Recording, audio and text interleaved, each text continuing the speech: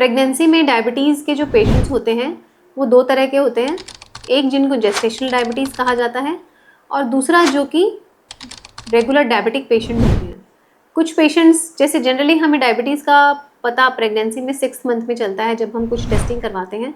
अगर उसके पहले पेशेंट के शुगर लेवल्स नॉर्मल हैं, उसको पहले कभी डायबिटीज़ नहीं हुआ है और उसको 6 मंथ के बाद ही टेस्टिंग पर ही डायबिटीज़ का पता चला है 24 वीक्स के बाद, तो हम उसे जेस्टेशनल डायबिटीज़ कहते हैं। जेस्टेशनल डायबिटीज़ किसी भी तरह का हो सकता है, डाइट से भी कंट्रोल हो सकता है, टैबलेट से भी कंट्रोल हो सकता है और बहुत ज़्यादा डायबिटीज़ बढ़ गई तो पेशेंट को इंसुलिन के इंजेक्शन भी लगाने पड़ सकते हैं।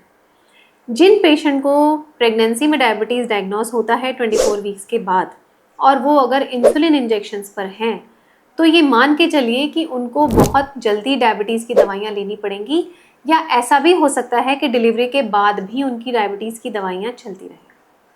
जो पेशेंट को डाइट से और टैबलेट से मैनेज करा जाता है, वो पेशेंट्स अगर डिलीवरी के बाद अपना ध्यान रखते हैं, लाइफस्टाइल चेंजेस करते हैं, डाइट में कंट्रोल करते हैं, तो वो डायबिटीज़ कंट्रोल कर सकते हैं। उनको जनरली डिलीवरी के बाद मेडिसिन की ज़रूरत नहीं पड़ती है। अब आ गई दूसरी कैटेगरी डायबिटीज़, जो पहले से प्री एग्जिस्टिंग डायबिटिक पेशेंट्स हैं, जो ऑलरेडी दवाई ले रहे हैं, वो डायबिटीज़ की कैटेगरी में आते हैं। उन्हें GDM या जेस्टेशनल डायबिटीज़ नहीं कहा जाता। I hope it is clear.